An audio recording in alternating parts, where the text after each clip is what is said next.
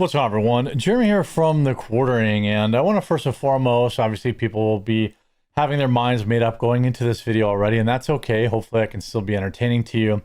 I want to start off by saying, no, I don't believe any necessarily official FBI narrative about just about anything. That just because I don't believe out of hand what the FBI tells me, and we've seen this basically now with Thomas Matthew Crooks, that doesn't necessarily mean I believe every conspiracy theory. And today there was a very important interview done by Brian Harpole, who is the head of security for Charlie Kirk, and he dispels some of the biggest theories around what happened to Charlie on that day. In particular, the no exit wound. What happened at the hospital? Did he have a pulse? What did the doctor say? Was there a autopsy? These are all things that have been speculated by many different creators.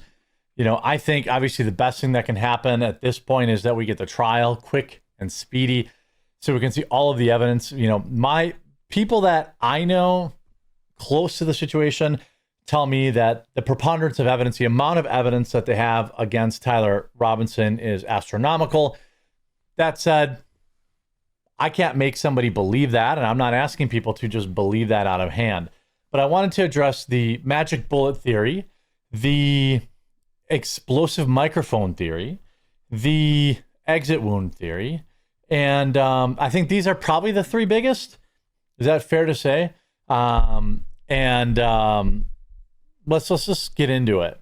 I appreciate everyone tuning in.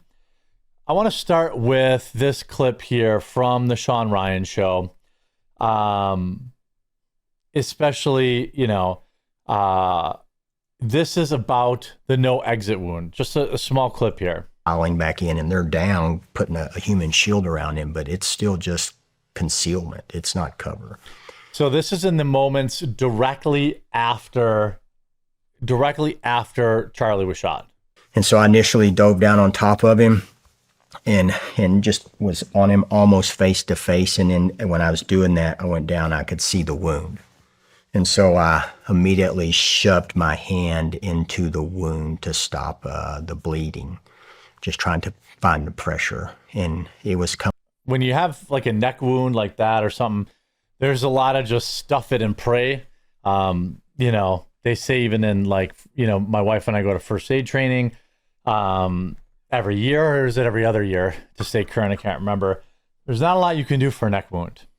You can apply pressure, you can pack the wound, but there's not, you can get a tourniquet on it, or anything like that. Coming out still, and I'm on top of him, like close, and it was still coming out enough that it squirted through my fingers and I could taste it on my lips.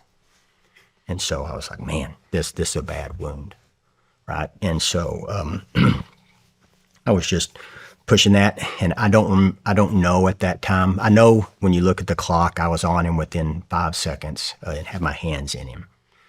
And then I don't know when I put the first piece of medical on him. It was sometime after that. Yeah. Because I carry it right here. And that's why you carry it on you. You got to have it there. So, but then I remember pulling back away and thinking, damn, this is bad. Like it's coming out. And I don't remember saying this, but the guys told me, and you can kind of see it on the video. I said, prep the car. And so he calls the car. Yep. I want to get. You see the two guys just take off, and that car's prepped in position. But what I mean, doors are open. Yeah. I mean, the whole deal. And so we're doing pressure control there, and it's a carotid artery, so you can't put a tourniquet on it, obviously. Yeah. And in my head, I'm like, pack, pressure, pray, man. These are what you can do for that wound. But then, so I'm on top, and then I told the guys, we got to exfil. We're all out here in the open.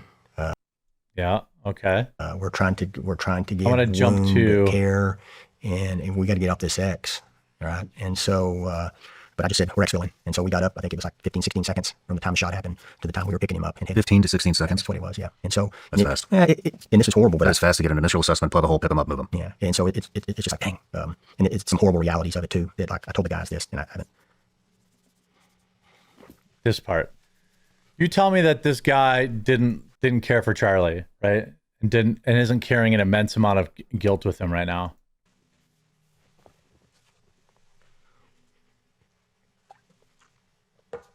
When I jumped down on him, he had doll's eyes. Doll's eyes. So I was like, man, these are wounds incompatible with life. He's dead already, is what he said. Know. Yeah. You want to take a break? Let's take a break. You want a minute? Good.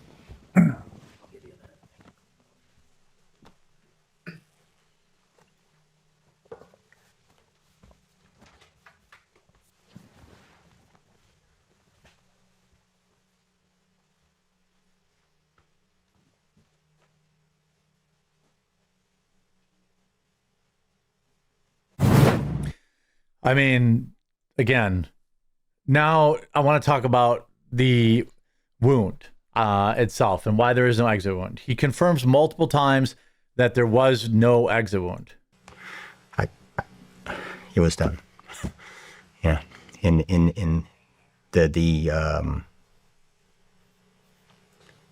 the OR doc released statements regarding, and there has been statements regarding the bullet and the travel.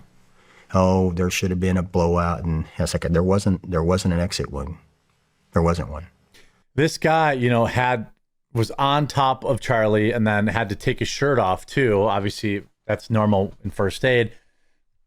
He examined the body. There was no char. There was no, so the explosive thing was obviously nonsense. But there was no exit wound. I was checking for that in the ride. Yeah, and so people are like, yeah, it's completely impossible. And I was like, man, I've seen bullets do weirder things on people. And so all I know is what I saw. It's probably unlikely, but not impossible. Mm-hmm. There wasn't an exit wound. And so I know there was an autopsy done. One, because we requested it. They were there. And the second one was the local SO, and I believe it was the state police. They did the body transfer that night. Well, it's Utah state law that they cannot release it until the trial. The either Emmy's office or funeral home to the Emmy that night and took them there. So the autopsy was already done. Yeah, for them to say that somebody broke the rules or Turning Point didn't follow the rules, that's lies. It's conjecture and it's lies. It's all that's people is wanting people to look at themselves. Yeah, it happened. Do you think that the entry wound looked like an exit wound? No, it was an entry wound. Why do you say that? So one, there wasn't an exit wound because I remember rolling his head over and cleaning it so I could see if there was an exit wound. And then I was having to open the wound up some to get more and pack it. If you've ever done an exit wound, it's not that hard. It's a lot it's bigger. big. Mm-hmm. Yeah. And so you can feel it when you the rule of kind of thumb on that one is you don't want to make it bigger, but you got to keep packing it in there. And so, yeah, I've heard and seen them all. Like there was a guy that said, that the mic blew up and it was a bomb. Yeah, I was going to wait. That he says that there's no char and he took his shirt off, that he debunks that. I wanted to grab the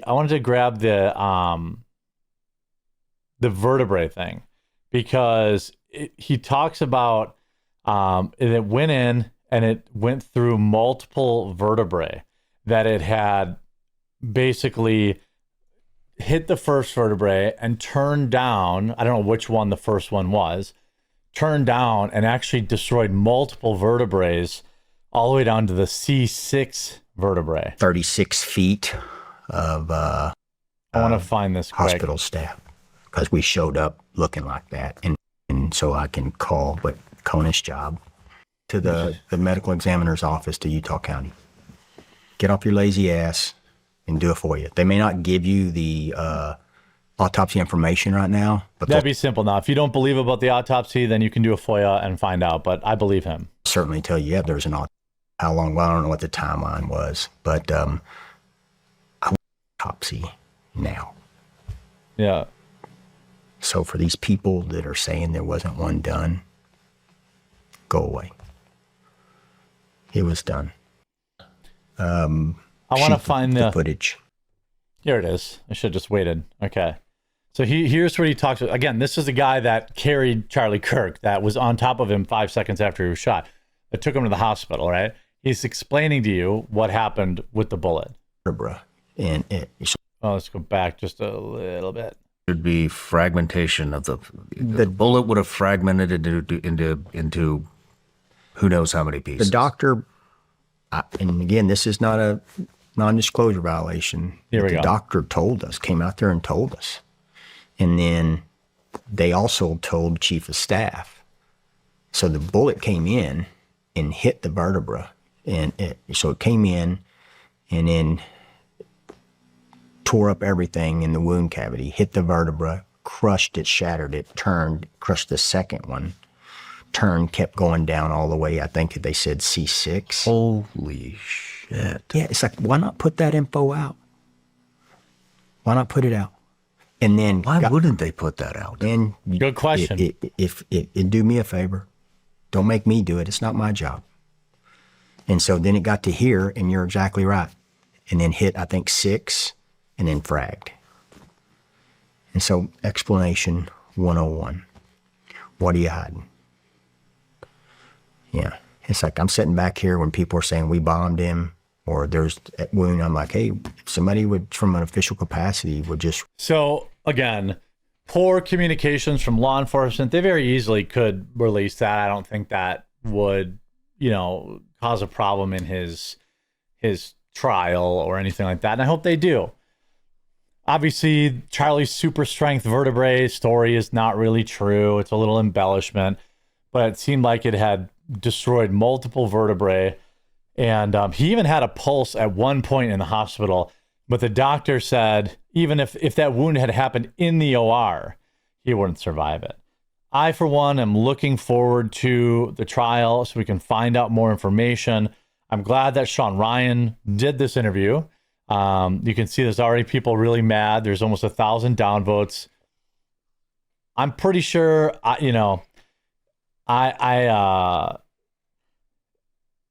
did they do the perfect